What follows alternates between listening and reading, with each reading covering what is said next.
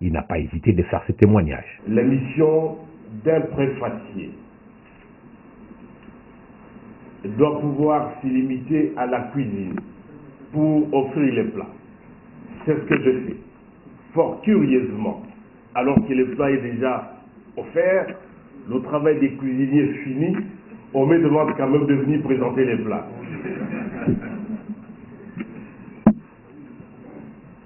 Pendant président de l'Assemblée nationale, j'aimerais prendre la balle au bond. Le professeur Joly, présentant l'ouvrage tout à l'heure, a dit que le régime français était un régime d'exception.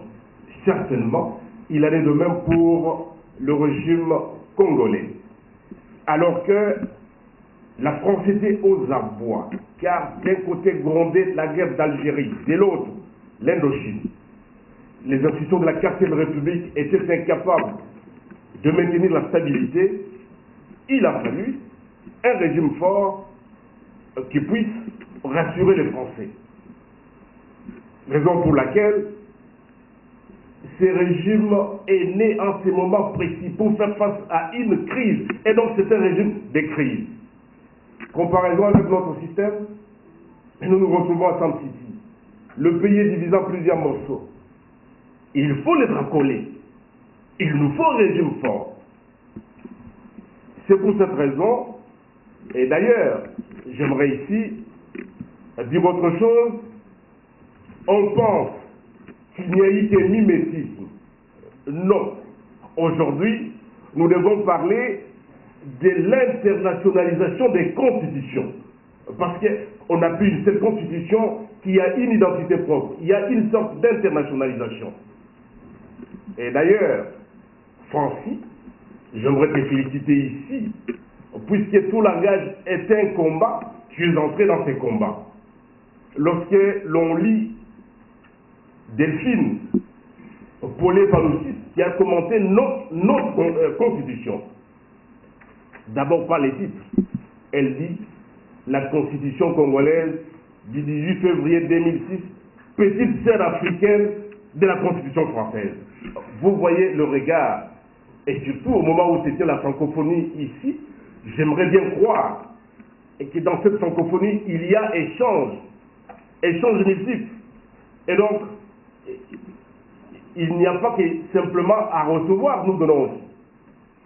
Prenez la révision de la Constitution française de 2008, celle qu'on appelle, ce qu'ils appellent comme modernisation du travail de l'Assemblée, mais c'est ce qui a toujours été fait chez nous. Nous l'avions déjà prévu dans la Constitution de 2006.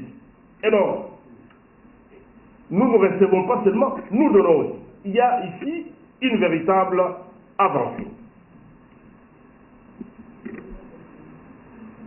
Dois-je continuer?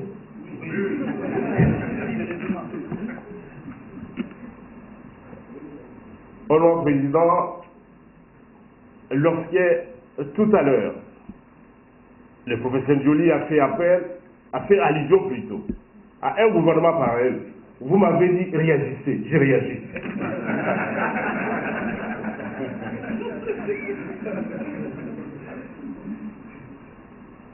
Gouvernement parallèle, peut-être que l'expression paraît quelque peu mal placée, parce qu'il n'y a pas de gouvernement parallèle. À partir du moment où il y a un gouvernement parallèle, c'est qu'il n'y a plus de gouvernement dans un pays.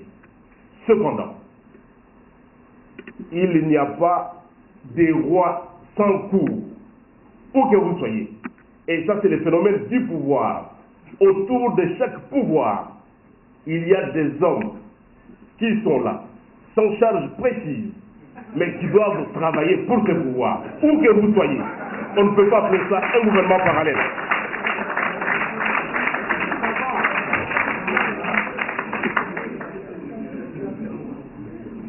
Eh bien, je vais devoir conclure. Dans son travail, l'honorable Francis Kalombo critique le rôle du Premier ministre, et donc il propose un gouvernement primo-ministériel. Et pour mettre en place un gouvernement primo-ministériel, il y a des conditions. D'une part, nous avons la légitimité d'un président de la République élu de toute la nation. Et de l'autre part, Premier ministre, quel que soit son électorat, il aura été élu par une circonscription qui n'est pas l'ensemble du pays. À partir de cet instant, proposer un régime primo-ministériel, ce serait ignorer l'essence de la légitimité. Je vous remercie.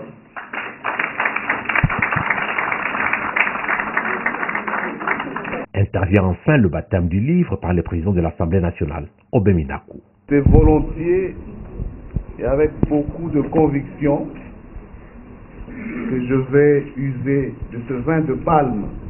Je ne sais pas si ça vient de Maluku, de ce vin de palme ou d'Idiopa, pour baptiser des chefs-d'œuvre intitulés Les régimes politiques congolais et français, une analyse comparative, dont l'auteur est l'honorable Francis Kalombo. Je baptise l'ouvrage. Merci. Après cette série de séquences, c'était le tour de l'auteur de remercier tous ceux qui l'ont porté à bras le corps pour réussir cette production.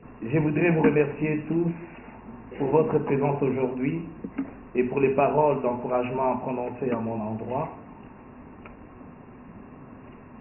Je vous suis redevable de l'amour que j'ai pour la science et de l'attachement croissant que je ressens pour la recherche.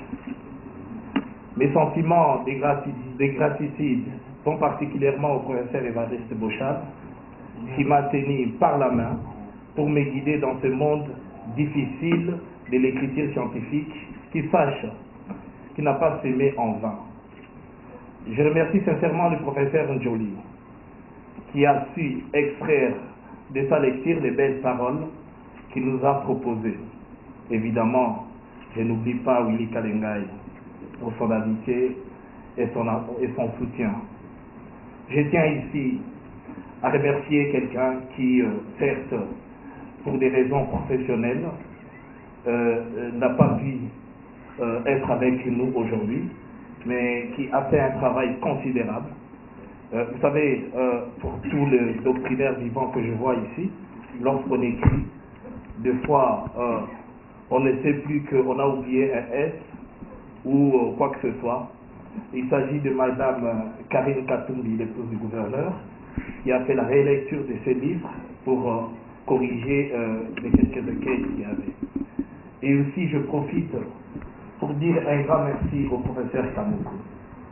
Cher professeur, lorsque je vous ai choisi pour mon travail de mémoire, tout le monde, la plupart des étudiants, des collègues qui sont là de l'IEK, m'ont déconseillé en disant qu'il est trop rigoureux et que ce n'est pas trop facile de travailler avec vous. Mais moi, j'ai dit justement, c'est la personne que je cherche. Lorsque je vous ai présenté le sujet, vous avez hésité au début. Et j'ai insisté, j'ai dit ce que je veux.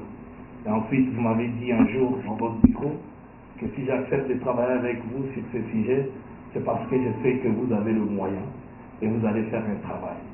Mais, cher professeur, je tiens à vous dire aujourd'hui qu'il est arrivé des moments où tout un tapis que vous avez effacé, purement jeté dans la poubelle, et ça m'a énervé une fois.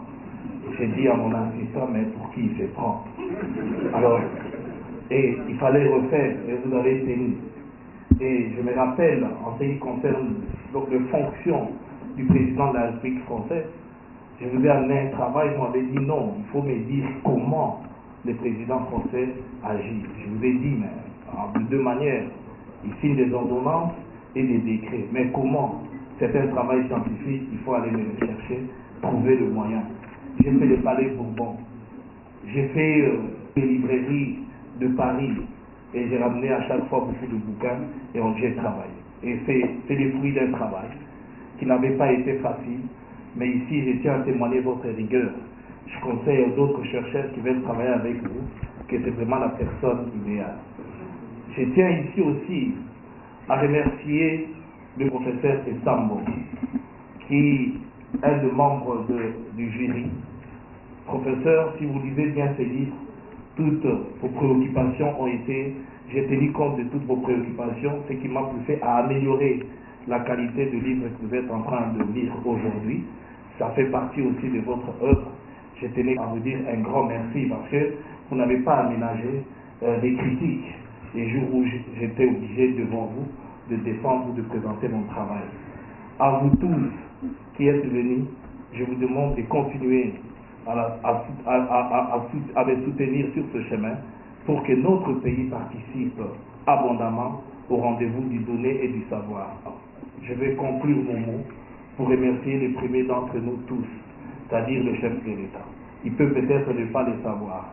Lui qui m'a permis de sillonner le monde, de participer à tous ces grandes rencontres, de côtoyer les grands professeurs, comme je cite ceux qui ne sont plus avec nous, qui m'ont beaucoup inspiré, qui m'ont permis d'aimer l'intelligence, d'aimer les débats.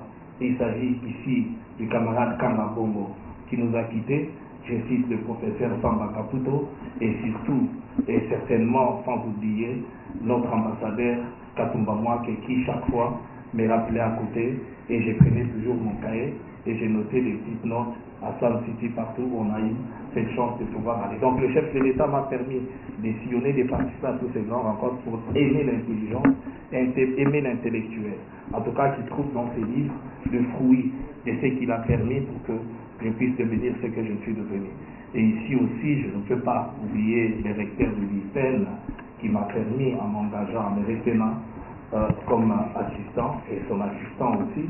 Après avoir navigué dans les méandres politiques congolais et français à travers une analyse comparative, l'assistance était conviée à un cocktail d'échange autour de cette œuvre intellectuelle.